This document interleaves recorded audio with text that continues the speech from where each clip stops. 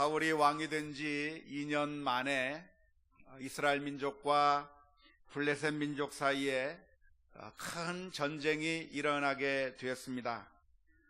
전쟁이 일어나게 된 그 이유를 오늘 본문의 말씀에서 살펴보면 그것은 먼저 요나단이 블레셋 사람들의 수비대를 먼저 공격했기 때문에 그렇습니다. 잘못 건드린 셈이라고 할 수가 있겠는데요. 우리 이스라엘 민족의 군사력과 그리고 블레셋 민족의 군사력을 비교해 보면 상대가 되지 않을 정도로 이스라엘 민족의 군사력은 열세에 있었다고 말할 수밖에 없습니다. 블레셋 민족의 군사력은 어떠했는가? 5절 말씀에 보면 블레셋 민족의 군사력에 대해서 기록하고 있는데, 병거가 3만이요, 마병이 6천이요, 그리고 백성들은 해변의 모래와 같이 많았다. 해변의 모래가 몇 개나 되죠? 셀 수가 없습니다. 정말 많은 백성들이 블레셋 민족의 그 군사력이라고 말할 수가 있겠는데, 이스라엘 민족의 군사력은 얼마나 됐을까요? 이것에 비해서. 오늘 본문의 말씀을 보면 사울 왕이 3,000명의 군사를 모았다고 기록하고 있습니다. 그 중에서 2,000명은 사울이 데리고 있고, 그리고 나머지 1,000명은 요나단에게 맡겨서 그 요나단으로 하여금 다스리도록, 지휘하도록 그렇게 맡겨 놓았으니까 이스라엘 민족의 군사력은 겨우 3,000명인데 3,000명 대 블레셋 민족의 병거가 3만, 마병이 6천, 그리고 군사력이 해변의 모래와 같이 많은 그 블레셋 민족에게 대드는 꼴이 잘못 건드렸다고 말할 수가 있을 것입니다. 뿐만 아니라 숫자만 그런 것이 아니라 이스라엘 민족의 그 무기 체계도 정말 보잘것이 없었습니다. 오늘은 읽지 않았지만 사무엘상 13장 19절 말씀에 보면 이렇게 기록합니다. 그때에 이스라엘 온 땅에 철공이 없었으니. 이게 무슨 말이죠? 철로서 무엇인가를 만들 수 있는 기술자가 없었다는 겁니다. 지금 블레셋에는 철공이 있어서 창도 만들고 칼도 만들고 갖가지 무기들을 만들 수 있었지만, 이스라엘 민족 가운데는 그렇게 철을 다룰 수 있는 기술자가 한 명도 없어서 칼을 만들 수 있겠습니까? 창을 만들 수 있겠습니까? 이스라엘 민족의 군인들이 3,000명이라고 하는 그 군대가 모였지만, 그 3,000명의 군대들이 들고 나온 그 무기가 변변찮은 무기만 들고 나오는 거예요. 몽둥이를 들고 나왔을까요? 무슨 전쟁을 할 수 있다고 그 3,000명의 사람들이 나왔는지는 모르겠지만, 이스라엘 민족은 칼이나 창을 만들 만한 능력이 없어서 당시 이스라엘 민족 가운데는 오로지 사울 왕과 요나단 두 사람만 칼과 창을 가지고 있었을 뿐, 이스라엘 민족 가운데는 아무런 무기가 없었다고 하는 것을 우리가 잘 알 수 있습니다. 그러면 전쟁을 하면 됩니까? 안 됩니까? 화친을 청해야 할 것 같은데, 놀랍게도 요나단이 블레셋 사람들의 수비대를 치는 바람에 결국 두 나라 사이에 전쟁이 일어나게 되었고, 그래서 결국 사울 왕의 명령에 따라 길갈에서 진을 치고 모이게 됐지만, 이스라엘 민족들, 이스라엘 군인들은 그 막강한 블레셋 민족의 군사력 앞에서 벌벌 떨 수밖에 없고 겁을 먹을 수밖에 없는 그런 상황이 되고야 말았습니다. 그래서 그 두 나라 사이에서 전쟁을 해야 되는데, 담대하게 이스라엘 민족이 전쟁을 할 수 있었던 것이 아니라 6절 말씀에 보면 이스라엘 민족이 어떻게 했는가? 이스라엘 사람들이 위급함을 보고 굴에 숨고 수풀에 숨고 바위 틈에 숨고 은밀한 곳에 숨고 웅덩이에 숨었다. 전쟁할 생각도 하지 못하고 블레셋 군대 앞에서 두려워서 숨는데 급급할 수밖에 없었던 것이 바로 이스라엘 민족의 형편이었다고 말할 수 있겠고, 숨었을 뿐만 아니라 이스라엘 군인들 가운데 많은 수가 7절 말씀에 보면 수많은 사람들이 요단을 건너 갓과 길르앗 지역으로 도망가 버렸다. 그렇게 기록하고 있습니다. 그러니까 이스라엘 민족은 그 숫자도 열악할 뿐만 아니라 사기도 그렇게 높지 않았고, 더군다나 다 숨어 있을 뿐만 아니라 일부는 또 도망가 버리는 그런 정말 오합지졸의 상태가 되고야 말았습니다. 이런 상황 가운데서 이스라엘 민족이 의지할 수 있는 것이 있다고 하면 무엇이겠습니까? 누구를 의지해야 됩니까? 하나님을 의지해야 될 줄로 믿습니다. 전쟁은 칼과 창에 있는 것이 아니라 하나님께서 역사해 주신다고 한다면 아무리 열악한 상황에 있다고 할지라도 능히 블레셋 민족을 이겨낼 수 있을 것이라고 믿습니다. 이스라엘 민족을 지키신 하나님은 어떤 하나님이십니까? 지금까지 우리가 역사를 통해서 하나님에 대해서 많이 배웠는데, 그 하나님은 어떤 하나님인가? 이스라엘 민족을 애굽 땅에서부터 건져내신 하나님입니다. 하나님은 어떤 하나님이십니까? 아말렉 민족과의 전투 가운데서 이스라엘 민족을 승리케 하신 하나님입니다. 하나님은 어떤 하나님이십니까? 이스라엘 민족이 가나안 땅에 들어왔을 때 그 가나안 여러 민족들을 정복하고 가나안 땅을 차지하게 만들어주신 그 하나님이 바로 여호와 하나님이십니다.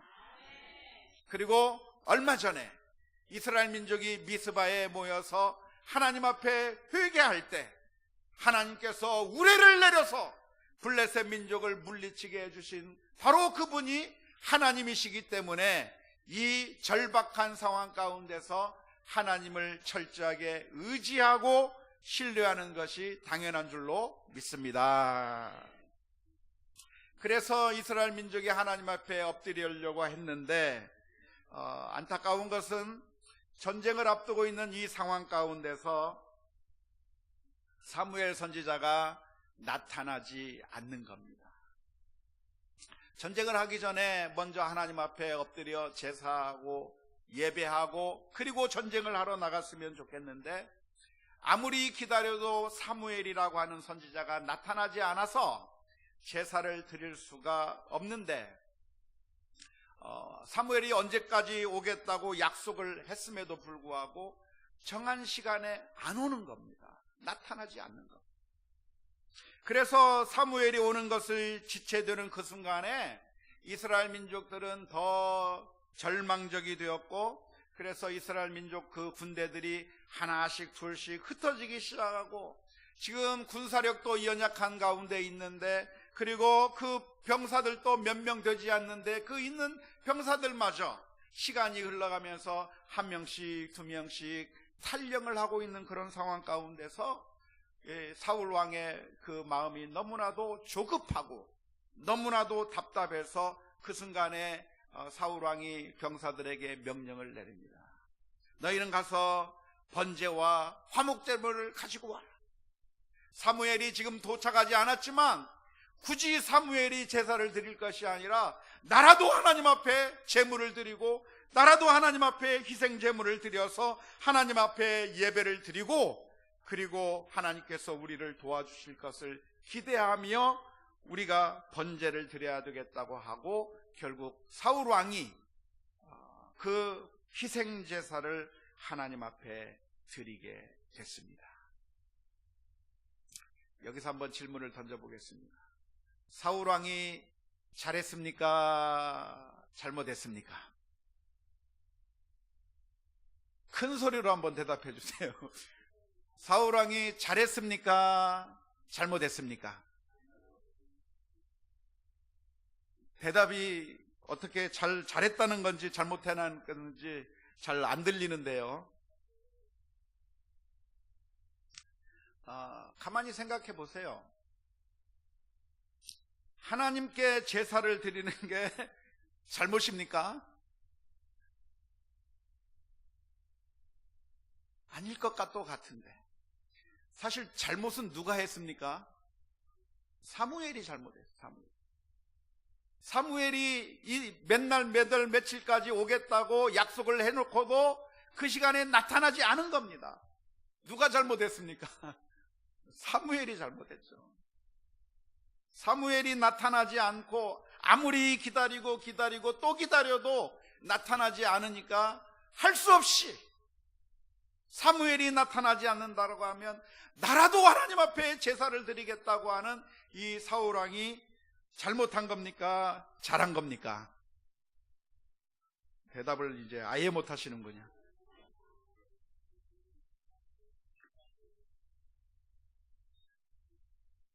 우리들의 마음 가운데는 별로 잘못한 것처럼 느껴지지가 않는데, 그런데 오늘 성경 말씀을 보면 사무엘이 나타나서 사울왕을 책망하고 잘못했다 말하고 바로 이 일로 인해서 하나님께서 내 왕위를 빼앗아서 다른 사람에게 주겠다고 말씀해 주시는 아주 놀라운 이야기를 해주고 있다고 하는 것이 오늘 우리가 질문을 던져 보아야 할 내용이라고 생각을 합니다. 적어도 사울왕의 마음 가운데는 하나님께 예배하고자 하는 마음이 있었고, 전쟁을 하기 전에 내가 내 힘과 능력으로 전쟁을 하는 것보다는 하나님 앞에 엎드려 제사하고 하나님의 은혜를 구하고 하나님 앞에 엎드려야 된다고 하는, 하나님 앞에 제사를 드려야 된다고 하는 것의 중요성을 인정한 것이 바로 사울의 모습이라고 말할 수가 있습니다. 사실 잘못한 것이 있다고 한다면 사무엘이 늦게 온 게 잘못인 것이고, 그 늦게 왔기 때문에 하는 수 없이 사울이 이렇게 제사를 드리게 되었는데, 놀랍게도 사무엘이 와서 사울왕을 책망하기 시작합니다. 13절 14절 말씀을 보니까 이렇게 기록되어 있습니다. 사무엘이 사울에게 이르되 왕이 망령되이 행하였도다. 왕이 왕의 하나님 여호와께서 왕에게 내리신 명령을 지키지 아니하였도다. 그리하였더라면 여호와께서 이스라엘 위에 왕의 나라를 영원히 세우셨을 것이거늘 지금은 왕의 나라가 길지 못할 것이라. 여호와께서 왕에게 명령하신 바를 왕이 지키지 아니하였으므로 여호와께서 그의 마음에 맞는 사람을 구하여 여호와께서 그를 그의 백성의 지도자로 삼으셨느니라 하고, 사무엘의 이 표현은 너무나도 충격적인 표현입니다. 사울이 하나님 앞에 제사를 드린 것은 망령되이 행한 것이고, 사울이 하나님 앞에 제사를 드린 그 행위가 하나님의 명령을 어긴 행위이며, 바로 그러한 행위 때문에 하나님께서 그 사울왕의 나라를 단축시키고 결국 사울왕 대신에 하나님의 마음에 합한 한 사람을 대신 세워서 이스라엘 나라에 다른 왕을 세우겠다고 하는 이야기를 오늘 사무엘이 말씀해주고 있습니다.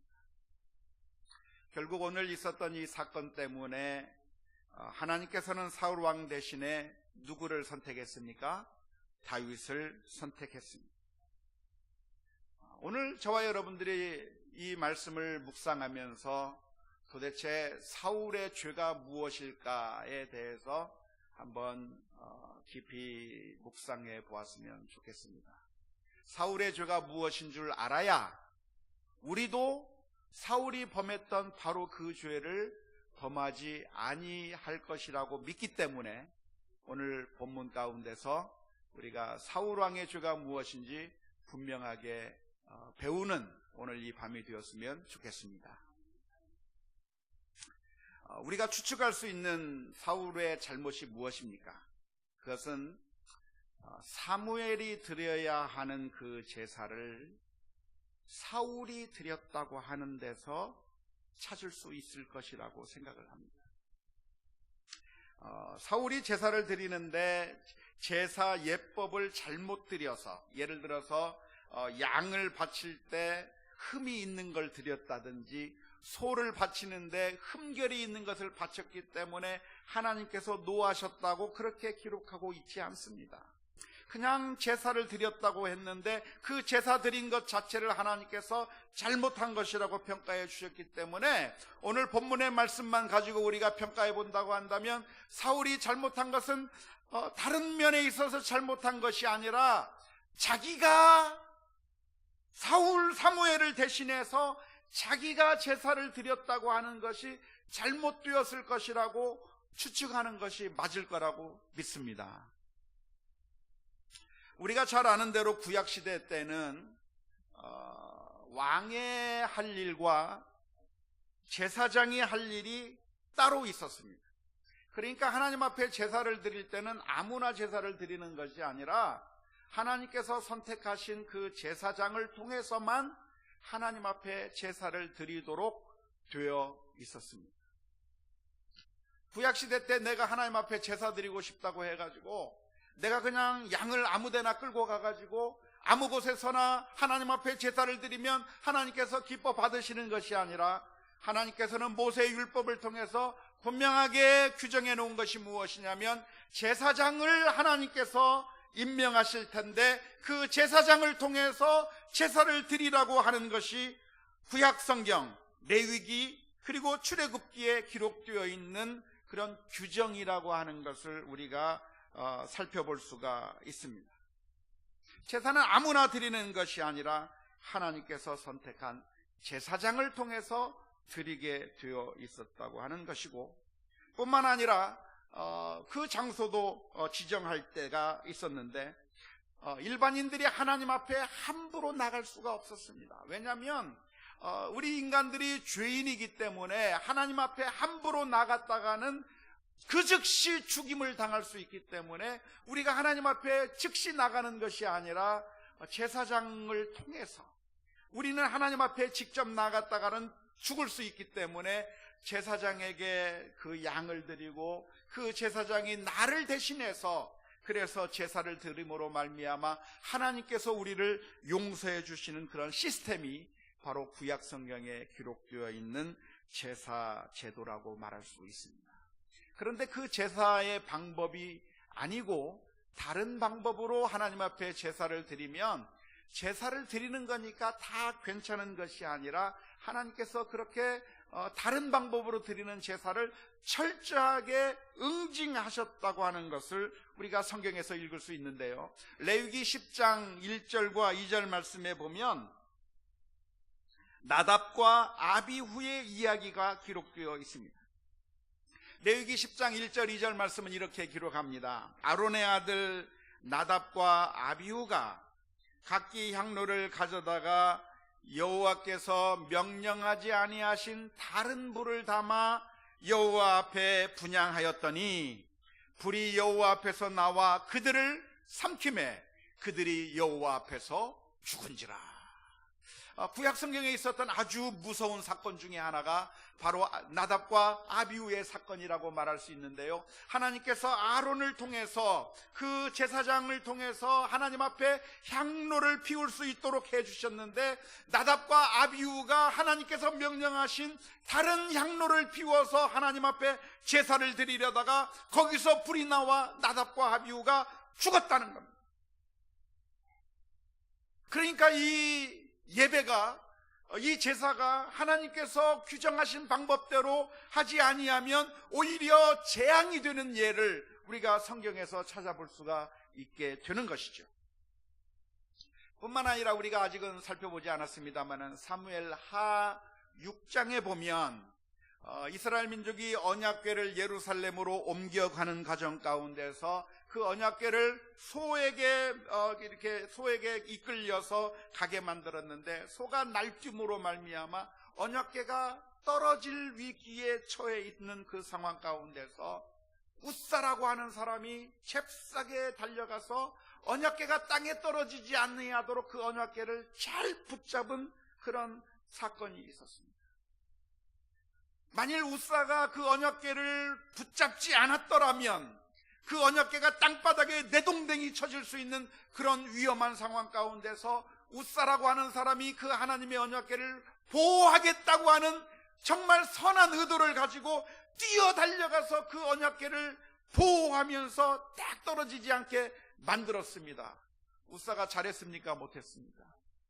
정말 선한 의도로 한 것 같은데 놀랍게도 사무엘하 6장의 말씀을 보면 어떤 일이 기록되어 있죠?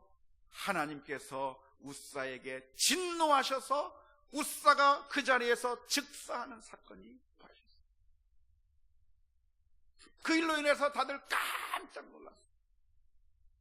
어떻게 하나님께서 이 어마어마한 재앙을 웃사에게 내리셨는가? 이 법궤를 언약궤로 옮길 때 그렇게 함부로 손으로 만질 것이 아니라 성경에 그 언약궤를 옮길 때 사용하는 그런 규정들이 자세하게 기록되어 있는데 그 하나님의 말씀대로 순종하지 아니하고 우리가 손으로 만졌다가 죽게 되는 그런 결과가 가져오게 되었던 것입니다. 구약 성경에서 하나님께 제사하는 것이 아무리 좋은 목적이었다고 할지라도 하나님께서 정하신 방법이 아니었다고 한다면 하나님의 그 계명을 어기는 것이 되고 하나님의 계명을 어겼을 때 하나님께서 가차없는 심판을 내리시는 그 모습을 우리가 구약 성경에서 많이 읽게 됩니다. 하나님의 명령을 따르지 않으면서 하나님의 은혜를 받겠다고 하는 것 자체가 잘못인 것이고 사실은 영적인 그런 무지, 영적인 무감각에서부터 나온 것이라고 말할 수 있을 텐데 사울의 태도가 어쩌면 하나님께서 규정해 놓으신 방법이 무엇이냐면 제사장을 통해서 하나님 앞에 제사를 드리라고 했는데 사울은 그것을 무시해버린 거예요. 하나님의 말씀을 무시해버리고 그래서 자기가 자격도 안 되는 그 죄인이 하나님 앞에 제사를 드리다가 결국 하나님의 심판, 하나님의 재앙을 얻게 된 것이라고 우리가 분석할 수 있을 줄로 믿습니다.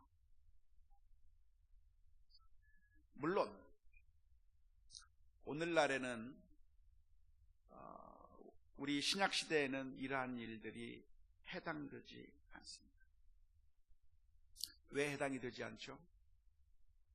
예수님께서 우리 사이에 놓여져 있는 죄의 담장을 무너뜨려 주셨기 때문에 우리가 하나님 앞에 나아갈 때 죄로 인하여 우리가 하나님 앞에 나아갈 수 없는 그 죄의 담장을 우리 예수님께서 단번에 십자가 위에서 영원한 희생제사를 드리심으로 말미암아 우리를 위하여 피 흘려 주심으로 말미암아 우리를 깨끗게 하셨고 그래서 우리 모두가 다 이제는 다 제사장들이 되었다고 하는 사실을 기억할 수 있기를 주님의 이름으로 축원합니다. 그러니까 이 신약 시대를 살고 있는 우리들은 하나님 앞에 직접 예배하는 것이 가능합니까? 불가능합니까? 가능해졌습니다. 믿을 수 있기를 주님의 이름으로 축원합니다. 이제는 우리가 예수 그리스도의 보혈을 힘입어서 하나님 앞에 담대히 나갈 수 있고 기도할 수 있고 하나님 앞에 담대히 나갈 수 있다고 하는 사실을 기억해야 될 줄로 믿습니다. 만일 제가 안 나타나면 다른 분이 인도하셔도 괜찮습니다. 식사 시간에 제가 안 나타나면 안 먹고 기다릴 것이 아니라 그냥 아무나 대표 기도 한번 하시고 식사하셔도 괜찮습니다. 하나님께서 재앙 내리시지 않습니다.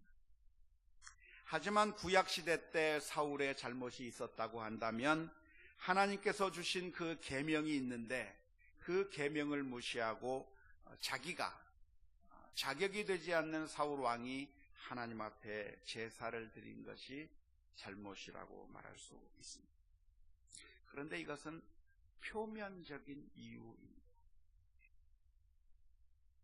표면적인 이유인데 그 심령 속에 들어있는 내면적인 이유를 우리가 더욱더 분석해 볼 필요가 있습니다. 사울은 왜 자기가 자격이 되지 않으면서도 제사를 드리는 그런 무모한 짓을 왜 했을까 하는 그 질문. 사울은 하나님의 말씀에 규정이 있음에도 불구하고, 제사장만이 하나님 앞에 제사를 드리라고 하는 그런 규정이 있음에도 불구하고 사울왕은 왜 그 규정을 무시하면서까지 하나님 앞에 제사를 자기가 드리게 되었는가? 그 이유가 무엇이겠습니까? 첫 번째 이유가 있다고 한다면 교만한 것이죠. 왕이 되었기 때문에 교만해진 겁니다. 예전에는 겸손했던 사울왕이 사울을 하나님께서 선택한 이스라엘 민족의 첫 번째 왕으로 세우겠다고 했을 때 그는 나는 자격이 안 됩니다 하면서 겸손했던 그 사울왕이 이제는 시간이 지나면서 마음속에 교만한 마음이 들기 시작하더니 이제는 하나님의 법 같은 것은 안중에 없고 사무엘이 없다고 한다면 내가 제사를 드릴 수 있다고 하는 그런 교만한 마음이 사울에게 있었기 때문에 사울이 이러한 일을 벌였을 것이라고 생각을 합니다. 그러므로 내면에 있어서 잘못이 있다고 한다면 사울왕의 교만함의 잘못이 있는 것이고, 더 나아가서 더 큰 이유가 하나 있는데요, 그것은 사울왕이 하나님을 생각할 때 하나님을 예배하고 경배의 대상으로 생각한 것이 아니라 사울은 하나님을 바라볼 때 하나님을 이용하는 방법으로 사용하고자 하는 그런 마음이 있었을 것이라고 생각을 합니다. 사울에게 있어서 하나님은 누구신가? 사울에게 있어서 하나님은 내가 하나님 앞에 예배하고 경배할 대상이라기보다는 하나님을 통해서, 하나님을 이용해서 전쟁에서 이기고자 하는 그 수단으로 전락해버리고 만 겁니다.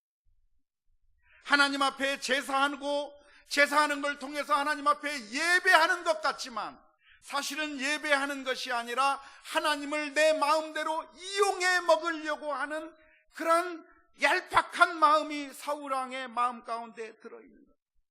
지금 이스라엘 민족의 사기는 땅에 떨어져 있고 전쟁에서 질 것만 같고, 그래서 이 전쟁에서 이기게 하기 위해서는 이 하나님을 이용해 먹어야 되겠다고 하는 하나님을 수단으로 전락시켜버린 것이 어쩌면 사울왕의 가장 큰 죄라고 말할 수가 있을 것입니다. 사무엘이 와서 사울에게 묻습니다. 왜 당신은 하나님께서 명령하지 아니한 이 일을 왜 했느냐고 물었을 때 사울은 이렇게 답변을 합니다. 지금 백성들이 흩어지고 있습니다. 사무엘 선지자는 오지 않았습니다. 블레셋 민족은 믹마스에 모여서 지금 우리들에게 위협을 가하고 있습니다. 무슨 말입니까? 지금 전쟁에서 위험한 상황 가운데 있는데 우리가 전쟁에 이기기 위해서는 하나님이 필요하다는 거예요. 하나님을 이용해서 우리가 전쟁을 이용해 먹어야 될 텐데, 전쟁에서 이겨야 될 텐데, 그러기 위해서는 하나님 앞에 제사를 드려야 되겠다. 사울의 마음 가운데 제사를 드리는 목적이 있다고 한다면 하나님이 영원한 하나님이시고 영원히 찬양을 받으시기에 합당하신 분이시기 때문에 그 앞에서 찬양과 경배를 드리며 제사를 드린 것이 아니라 사울의 마음속에 있었던 유일한 목적이 무엇입니까? 전쟁에서 이겨야 되는데 전쟁에서 이기기 위해서는 하나님이 필요하다고 하는 것이 사울왕의 생각입니다. 여기서 이 미묘한 차이를 혹시 아시겠습니까? 아주 미묘한 차이입니다. 우리는 이런 비슷한 예를 엘리의 두 아들 홈니와 비느하스의 예에서 발견하게 됩니다. 예전에 살펴본 대로 홈니와 비느하스는 블레셋과의 전쟁 가운데서 이스라엘 민족이 지려고 하는 그 순간에 언약궤를 가지고 전쟁터로 나아갑니다. 홈니와 비느하스가 언약궤를 가지고 전쟁터로 간 이유가 무엇입니까? 홈리와 비느하스가 하나님을 경외하는 사람들이었기 때문에 언약궤를 가지고 간 것이 아니고 전쟁에서 승리하기 위해서 하나님의 도움이 필요했기 때문에 그렇습니다. 그런데 그런 홈리와 비느하스를 위해서 하나님께서 역사하신 것이 아니라 그냥 그 전쟁 가운데서 이스라엘 민족은 지게 될 수밖에 없었고 언약궤는 빼앗겨 버리고야 했습니다. 하나님이 아니라 우리들의 실생활 가운데 유용한, 마치 도둑을 잡기 위해서 유용한 개처럼 하나님이 우리에게 복을 주시고 우리를 승리케 해 주시는데 필요한 우리의 도구이기 때문에 하나님께 예배한다고 하면 똑같이 예배 드리는 것 같지만 사실은 그것은 심각한 하나님에 대한 모독이 되는 줄로 믿습니다.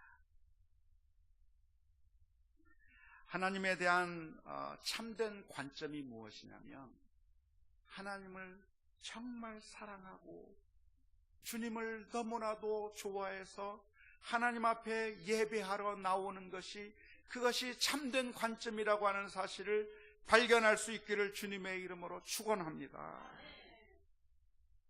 왜 우리는 하나님 앞에 예배해야 되는가?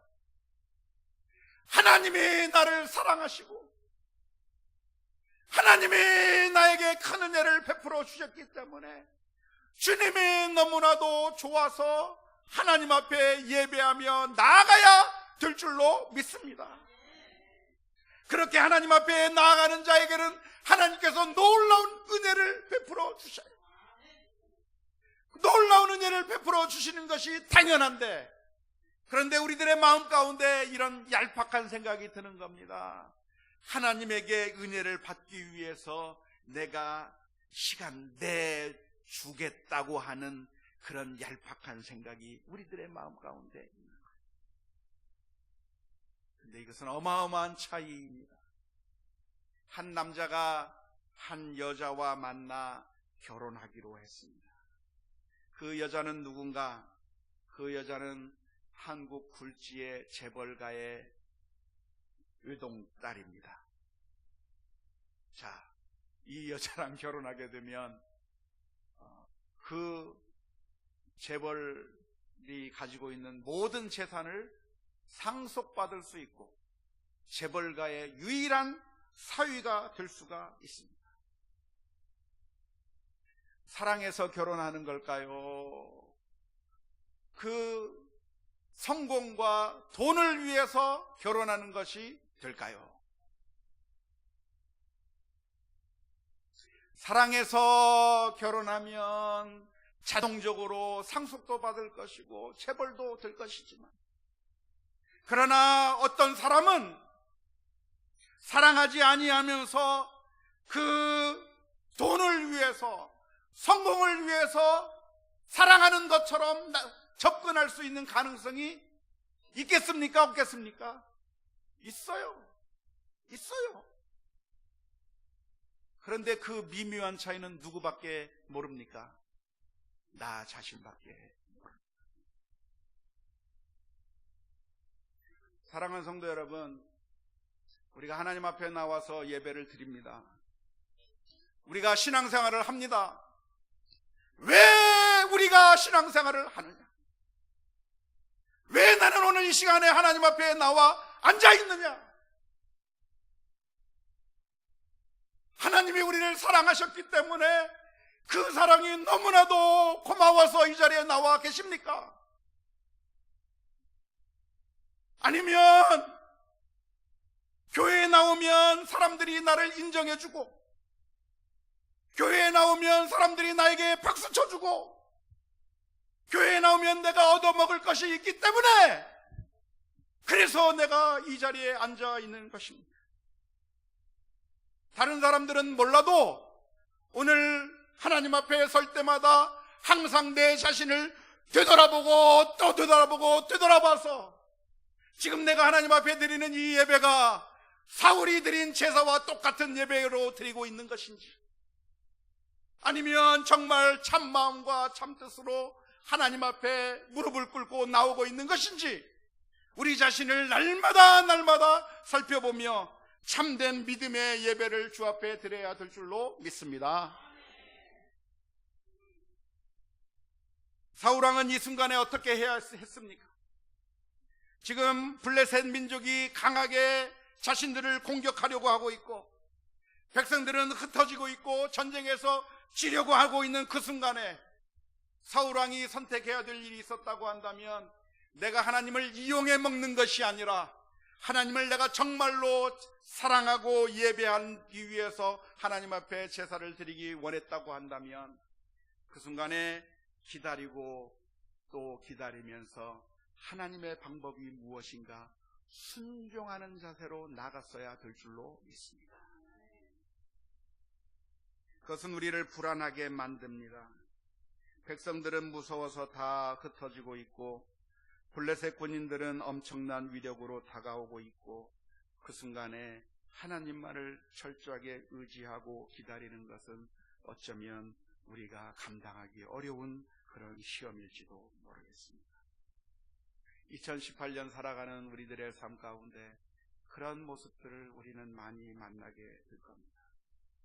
문제들이 있을 때마다 우리들의 삶에 여러 가지 어려운 일들, 우리들의 목을 죄어오는 것 같은 그런 질식당할 것 같은 상황 가운데서 하나님 앞에 참으로 예배하는 것, 신령과 진리로 예배하는 것은 너무나도 소중한 것인데, 그 하나님 앞에, 참되신 하나님 앞에 진정으로 예배하기 위해서 하나님의 말씀에 온전히 순종하고 복종하는 것은 어려울 것 같습니다. 하지만 믿음은 무엇입니까? 믿음은 순종하기 어려운 그 순간에도 하나님의 말씀에 철저하게 순종하는 것이 믿음입니다. 죽는 것처럼 보이지만 죽지 않습니다. 망할 것처럼 보이지만 망하지 않습니다. 아니, 망한다 하더라도 참되신 하나님을 경배하는 것이 옳습니다. 다니엘서 3장 17절 18절 말씀에 다니엘의 세 친구들은 이렇게 고백했습니다. 왕이여, 우리가 섬기는 하나님이 계시다면 우리를 맹렬히 타는 풀무불 가운데서 능히 건져내시겠고 왕의 손에서도 건져내시리이다.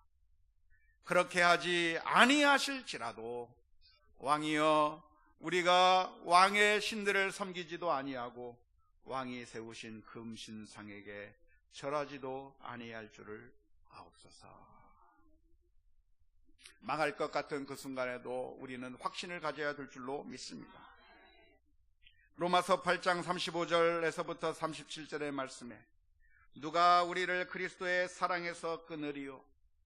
환난이나 곤고나 박해나 기근이나 적신이나 위험이나 가리라.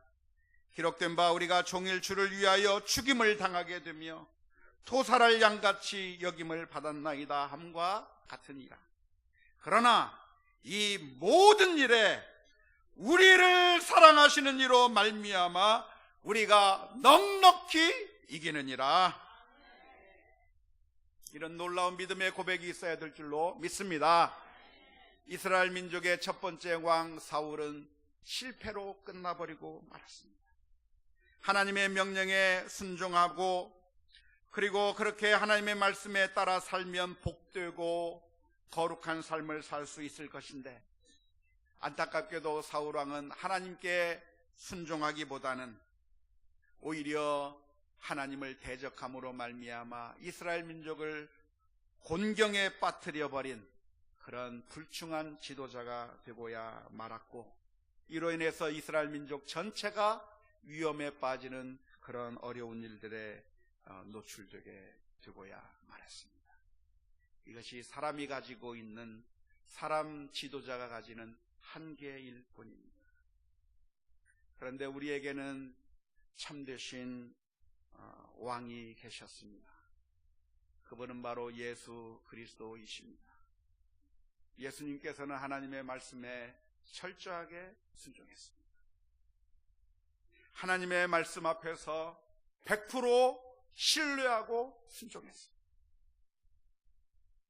블레셋 민족이 쳐들어오는 그 상황 가운데서 죽을 것만 같은 상황이기 때문에 하나님의 명령을 어겼던 사울왕과 달리 죽어가는 그 상황 가운데서 하나님의 말씀에 철저하게 순종하셔서 십자가 위에서 우리를 위하여 피를 흘려 주셨습니다.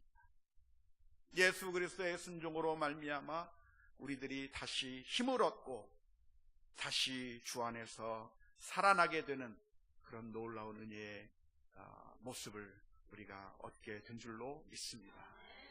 금년 안에 우리들이 믿고 의지할 바는 사람을 의지할 것도 아니고 돈을 의지할 것도 아니고 우리를 위하여 참된 순종을 하신 예수 그리스도를 바라보며 믿음으로 승리하는 한 해 될 수 있기를 주님의 이름으로 축원합니다. 우리 함께